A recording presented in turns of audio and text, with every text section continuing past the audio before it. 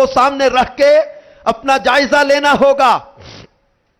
نبی کریم صلی اللہ علیہ وآلہ وسلم نے فرمایا کوئی بندہ مومن کامل نہیں ہوتا یہاں تک کہ میں اس کو اس کی جان سے زیادہ پیارا نہ ہوں، اور میری اولاد اس کو اپنی جان سے زیادہ پیاری نہ ہو، اور میرے اہل ان کو اپنے اہل سے زیادہ محبوب نہ ہو، اور میری ذات اس کو اپنی ذات سے زیادہ محبوب نہ ہو۔ اپنی ذات سے بڑھ کر ذات مصطفیٰ سے پیار، اپنے گھرانے سے بڑھ کر مصطفیٰ کے گھرانے سے پیار، اپنی اولاد سے بڑھ کر مصطفیٰ علیہ السلام کی آل سے محبت، اور اپنی جان سے بڑھ کر مدینے والے مصطفیٰ صلی اللہ علیہ وآلہ وسلم سے محبت کرنا۔ یہ اپنا جائزہ تو لے، کیا چند سکوں کے لیے جھوٹی قسمیں اٹھا جاتے ہیں؟ تھوڑے سے مال کے لیے اپنے ایمان کا سودا کر دیتے ہیں؟ کسی ملک کا ویزا یا فارم حاصل کرنے کے لیے جناب کچھ بھی لکھوانے کے لیے تیار ہو جاتے ہیں؟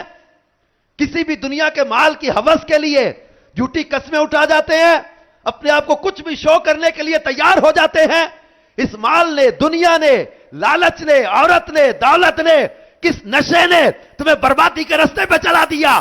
اپنی جان سے بڑھ کر مدینے والے سے پیار کرنا ہے، اور یہ کر کے غار ثور میں صدیق اکبر نے دکھایا ہے کہ اپنی جان سے بڑھ کر پیار کیسے کیا جاتا ہے، اپنی جان سے بڑھ کر محبت کیسے کی جاتی ہے۔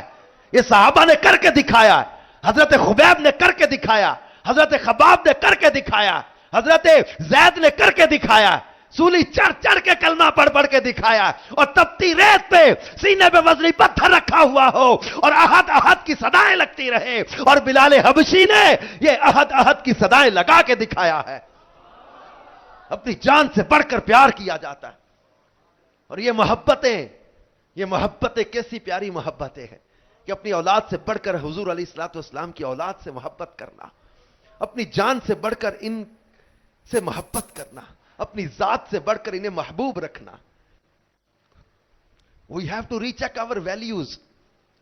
We have to recheck our priorities. ہماری پریورٹی کیا ہے؟ ہماری ترجیحات کیا ہیں؟ ہماری اقدار کیا ہو گئی ہیں؟ میں دنیا، مال، پیسہ اور ان چیزوں کی طرف ہم لگ گئے۔ سب کچھ دنیا نہیں ہوتا۔ اللہ اور اس کے حبیب علیہ السلام سے محبت کے تقاضے بھی تو سمجھے۔ نماز قضا کریں، شراب پئیں، بدکاریاں کریں، حرام کمائیں، جھوٹ بولیں، دھوکہ دیں، وعدہ خلافی کریں، دیانت اور دیانتداری چھوڑ کر امانت میں خیانت کریں، مال لوٹیں، حق تلفیاں کریں، زیادتیاں کریں، ظلم کریں، اور پھر کہیں کہ ہم تو بہت محبت کرنے والے ہیں۔ کیسے ہمارے یہ دعوے ہیں محبت کے جس میں عمل نظر نہیں آ رہا، سچائی نظر نہیں آ رہی، تقوی نظر نہیں آ رہا، اور ہم لوگ کہہ رہے کہ جناب ہم بہت محبت کرتے ہیں۔ محبت کی جھلک نظر آتی، رنگ نظر آتا، اور محبت کا انداز سمجھ میں آتا، اور اہل بیت اطہار سے محبت کا حق تو یہ ہے کہ ایک روایت میں فرمایا کہ جو اللہ کی محبت رکھتا ہے وہ قرآن کی محبت رکھتا ہے، اور جو قرآن کی محبت رکھتا ہے میری محبت رکھتا ہے، اور جو میری محبت رکھتا ہے میرے صحابہ اور قرابت داروں کی محبت رکھتا ہے۔ یہ کنز العمال میں روایت بیان کی گئی ہے، اللہ کی محبت والا قرآن سے محبت کرتا ہے۔ کتنے کتنے دن گزر جاتے ہیں، قرآن کھول کے دیکھا ہے؟ قرآن پاک کی تلاوت کی ہے؟ جتنی پابندی کے ساتھ ہمارا نوجوان آج سوشل میڈیا کھولتا ہے، آنکھیں کھلتی نہیں، آدھی آنکھ کھول کھول کر سوشل میڈیا پہ دیکھتا ہے کہ رات میں نے جو پوسٹ کی تھی کتنے لوگوں نے شیئر کیا، کتنے لوگوں نے لائک کیا، کتنے نے کمنٹس دیے ہیں اس پر۔ سوشل میڈیا جتنی پابندی سے تم دیکھتے ہو اتنی پابندی سے قرآن بھی دیکھا تم نے؟ قرآن پاک بھی پڑھا کبھی؟ جتنی باقاعدگی سے تم کھیلوں کی اور غیبتوں بری اور دیگر طرح طرح کی وہ چیزوں کو دیکھ رہے ہو، پڑھ رہے ہو، سن رہے ہو، کیا اتنی باقاعدگی کے ساتھ قرآن پاک کو بھی پڑھا ہے؟ اس کو سمجھنے کی کوشش کی ہے؟ درست مخارج سے قرآن پڑھنا سیکھا ہے؟ ہماری توجہ ادھر نہ گئی۔ فرمایا اللہ کی محبت جو رکھتا ہے وہ قرآن کی محبت رکھتا ہے۔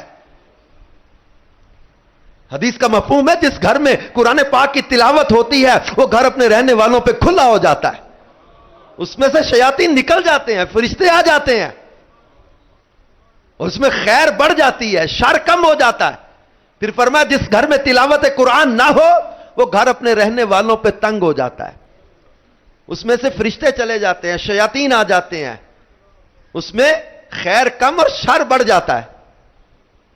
یہ قرآن پاک حقیقت میں ہمارے لیے نعمت بھی ہے، رحمت بھی ہے، برکت بھی ہے.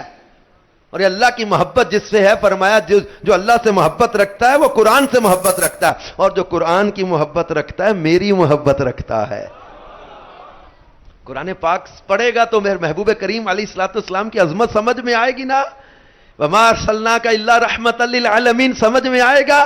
قد جاءکم من اللہ نور پڑھے گا. یا ایھا النبی انا ارسلناک شاہدا ومبشرا ونذیرا وداعیا الی اللہ باذنہ وسراجا منیرا پڑھے گا. انا ارسلناک شاہدا ومبشرا ونذیرا لتؤمنوا باللہ ورسولہ وتعزروہ وتوقروہ وتسبحوہ بکرۃ واصیلا. اس کو پڑھے گا. جب قرآن پڑھے گا تو مدینے والے کا پیار دل میں بڑھے گا.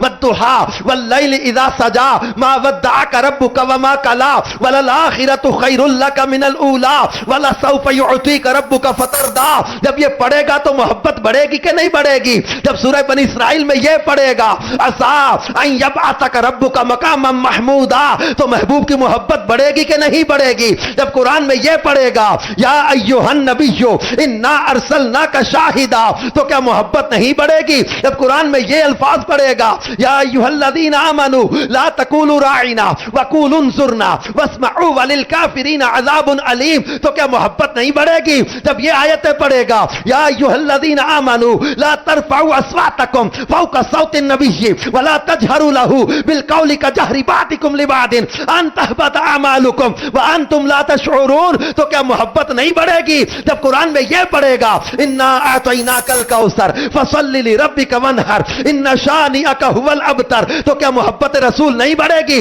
جب قرآن میں یہ پڑھے گا الم نشرح لک صدرک ووضعنا عنک وزرک الذی انقض ظہرک ورفعنا لک ذکرک جب یہ پڑھے گا تو کیا محبت نہیں بڑھے گی؟ اور جب یہ پڑھے گا نون والقلم وما یسطرون ما انت بنعمت ربک بمجنون وان لک لاجرا غیر ممنون وانک لعلی خلق عظیم تو کیا محبت نہیں بڑھے گی؟ جب مصطفیٰ جان رحمت صلی اللہ علیہ وآلہ وسلم کی شان و عظمت کو پڑھے گا، ان کے سجدوں کو پڑھے گا، ان کی عبادت کو پڑھے گا، ان کے اوصاف کو پڑھے گا، ان کے اخلاق کو پڑھے گا، ان کے کمالات کو پڑھے گا. جب قرآن پاک کی تلاوت کرے گا، قرآن کو سمجھے گا، قرآن کی عظمت دل میں ہوگی، قرآن کی محبت دل میں ہوگی تو مدینے والے کی محبت آئے. اور تو فرمایا کہ جو میری محبت رکھتا ہے میرے صحابہ اور قرابت داروں کی محبت رکھتا ہے. اللہ